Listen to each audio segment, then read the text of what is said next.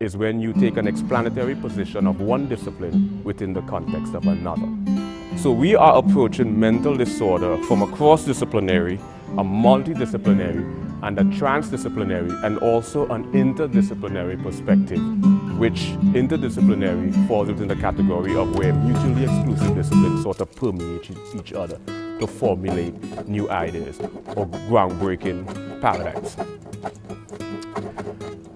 So we're taking these approaches and we're exploring multiple disciplines simultaneously.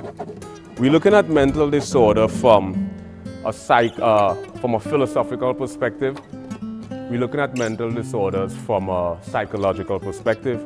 We're looking at mental disorders from a physics perspective. We're looking at mental disorders from a musical perspective, from a musical theoretical perspective. And we're also going to explore mental disorders from a linguistic perspective. We're also going to take the parapsychological phenomenon into consideration. We're going to take a psychopathological analysis. We're also going to take a pathophysiological analysis. We're also going to study mental disorders from a neurological and a cognitive analysis. And last but not least, we are also going to explore the miscellaneous aspect of mental disorder, where we're going to take a number of different variables or variances into consideration. Now, before we get into all these details, this lecture is primarily going to be more of an introduction to mental of conscious perception. Supraliminal is information that bypasses above the physiological threshold of conscious perception. Hyperliminal is a mixture of both, information that bypasses below the psychological threshold and above the physiological threshold. And then we have hypnosis. Hypnosis is basically, our brain oscillates in different brain waves. You have the alpha, beta, delta, and theta.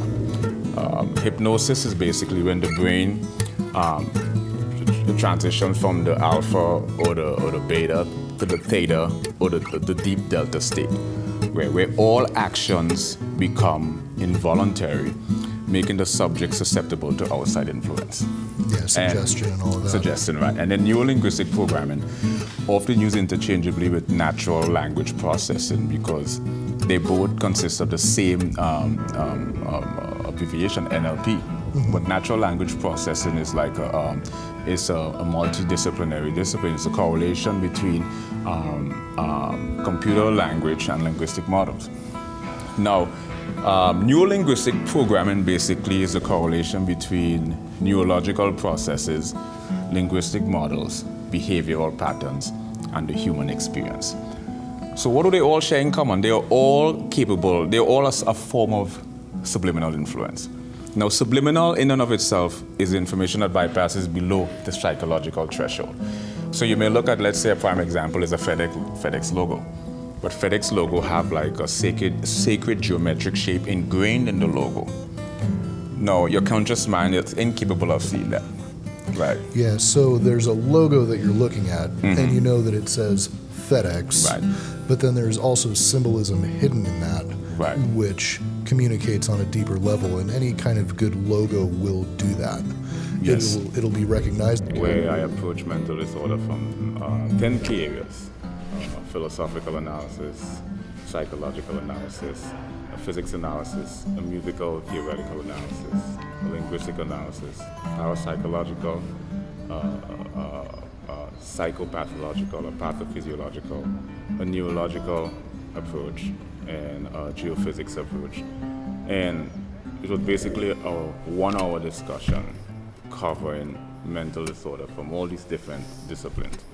And today I would probably like to, maybe an extension of it, or possibly see whatever direction this goes in for them. Sure, yeah, I'm down for that as well. I have worked with kids in the past that had autism, and I never saw a case, like I never saw 2 kids that ever had the same kind of symptoms or like anything resembling the other child that also had a diagnosis with autism, there's always something new. And so, like, do you have any theories on how this manifests in so many kids these days? Because it seems like statistically the numbers have been going up.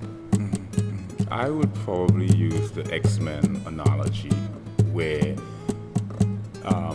it's quite conspicuous that there's some sort of biological evolution occurring with the X-Men, and no two gifts are identical, but it's clearly the X-Men. So from that perspective, what you find with not just neurotypicals but atypicals. Now, I'm not an expert in this area because my views are based from a self-referential, which is sort of subjective, and empirical analysis, psychological threshold. So you may look at, let's say, a prime example is a FedEx logo. But FedEx logo have like a sacred geometric shape ingrained in the logo. No, your conscious mind is incapable of seeing that. Right. Yeah, so there's a logo that you're looking at, and you know that it says FedEx. Right. But then there's also symbolism hidden in that, right, which communicates on a deeper level, and any kind of good logo will do that. Yes. It'll be recognizable to your conscious mind, but then it will also suggest to your subconscious what that company does, or some characteristic contained in that pictographic representation. Yeah, but the fascinating phenomenon with subliminal influences is you're unaware of it. On a conscious level, you're unable to depict this. This is why they call it information that bypasses below the psychological. Subliminal or information that bypasses above the physiological threshold, so it's detectable. A prime example of subliminal below the psychological threshold is where you can play music. You could have music, and then you could insert or ingrain a lower level of dialogue in the song where you cannot perceive it consciously, but it's on a subconscious level. You could pick up on the dialogue, you could pick up on the information, and this can program your subconscious mind, right? So subliminal, you're incapable of perceiving it. Subliminal now is information that bypasses above the physiological threshold. So one example is a coffee shop may set the room at a very specific temperature to induce customers to do two things. The coldest is at a specific temperature to induce customers to continuously buy coffee or leave the coffee shop. Right. Right, yeah. Right. That's one example of subliminal. So you are aware of the code, but you're not aware how it's affecting you on a subconscious level. Another example of subliminal is you go into a wine bar and there's a specific type of music, ambience music, where they studied in cognitive neuroscience that has an effect on your mind. So you go into a wine bar and this specific type of ambience music induces you to make purchase.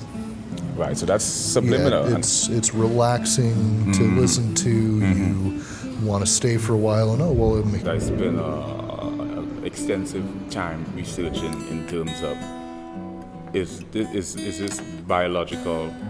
Is this a biological predisposition, or are there environmental factors involved in terms of what induces this deep-seated level of compassion a person may have for someone else? So,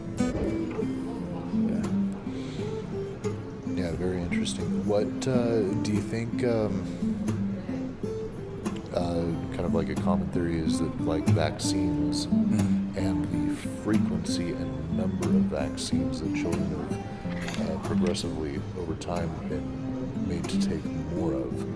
Do you have any opinions on how that, if at all, might be affecting the frequency increase of spectrum cases? There's a number of different controversies, conspiracies, speculations.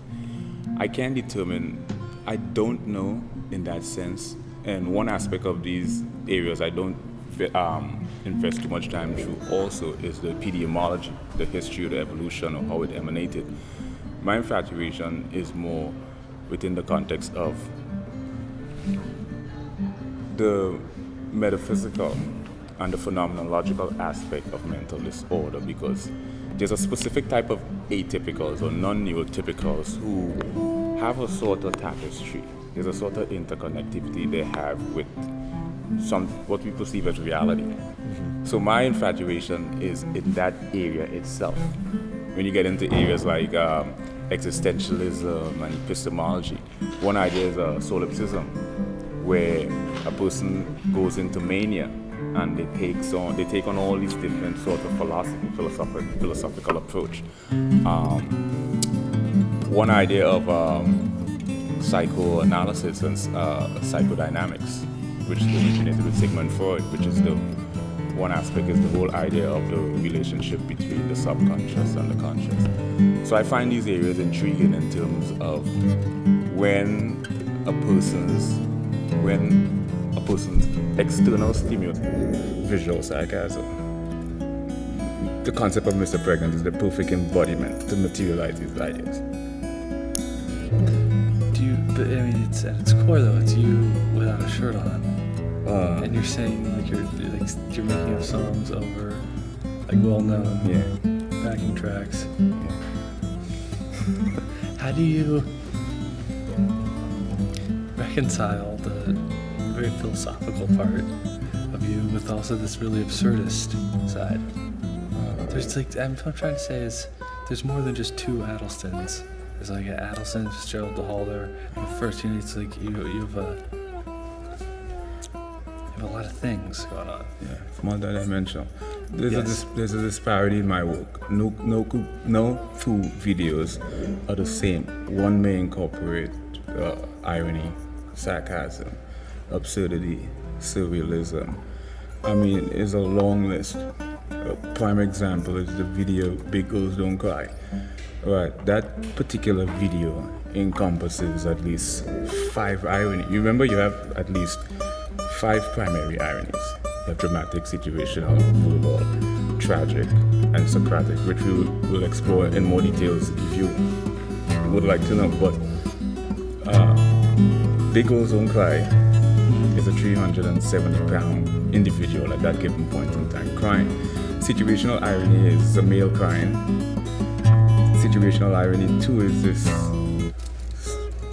stereotypically African American, supposedly aggressive individual, but he's crying again. So it encompasses at least 4 or 5 different sorts of situational irony and verbal irony, because the fact that I'm crying is a verbal aspect of the video. So invariably it'll go viral. Now, how do we deal with the philosophical aspect of it? It's less philosophy and it's more exploring linguistic devices, taking these abstract concepts and materializing them. And a lot of these things were done inadvertently. And by me learning more and acquiring more information, I got a sense of awareness of what I was doing. So you think your work is pretty calculated then? Dropbox facilitates that platform. This is over advertisement for Dropbox, but so yeah, that's why I find this to be a remarkable platform. I look forward to coming in, not just your show, just to be part of. Dropbox is this. It's an ambiguous place. It's unpredictable. You can't really predict what you're going to see next. You may see some deep-seated lecture on quantum electrodynamics. Next day, it's some guy, some surrealistic painting, or a guy with a unicorn hat with a music video. So it's a sort of paradigm shift in visual entertainment. We need that.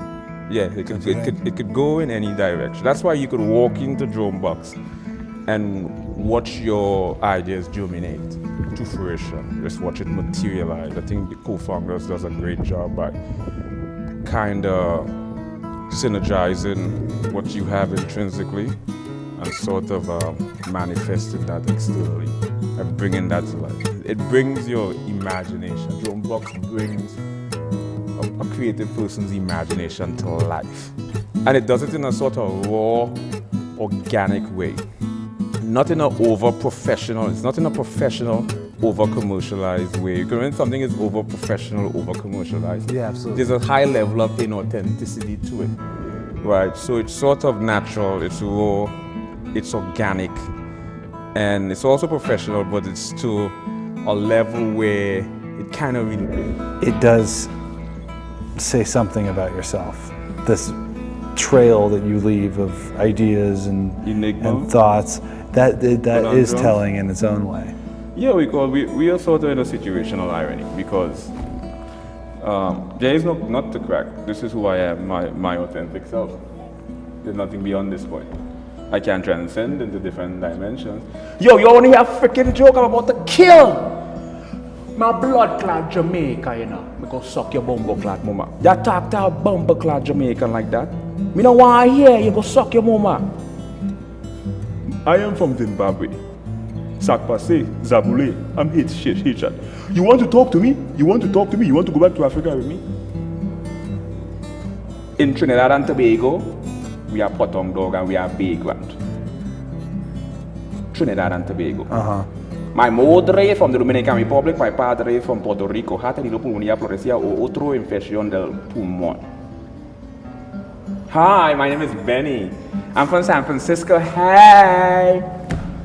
It's less about character and more about transitioning into different dimensions. Do you understand that? I do. Each of those things you pulled, though, for that example, Yes. says a little bit about something about you, though. I believe so. It says that I can be what... You know, in Zimbabwe, we did not have a lot of utensils. Is this how they talk in Zimbabwe? I haven't been. We had to go in the back and we had to dig holes and we had to dupe in the holes. Is Zimbabwe underwater? It sounds kind of like It's maybe. kind of, yes, we are. In Zimbabwe, we live underwater in a boat. And the boat is Submarine. in a submarine, yes. A yellow submarine? A yellow submarine. You all live in a yellow submarine. A yellow submarine in a boat, in a submarine under the ocean. Well, do you understand the irony in that even if you try to keep things, you say I'm not going to crack you, even if, you know, I don't crack you or, you know, you're trying to discover things about yourself, people watching this will make assumptions about you and will draw their own conclusions. There's nothing to crack. I am not into people as I don't sit and discuss people. I discuss ideas and concepts. So there's nothing to crack. But who comes up with ideas and concepts? Well, individuals, people. You want to discuss the algorithm I'm building? I mean, that's... Yeah, let's hear about the algorithm. That's interesting. These are the things I discuss. I don't sit here and discuss movies or sports or what actor did. I don't have an interest in that. I just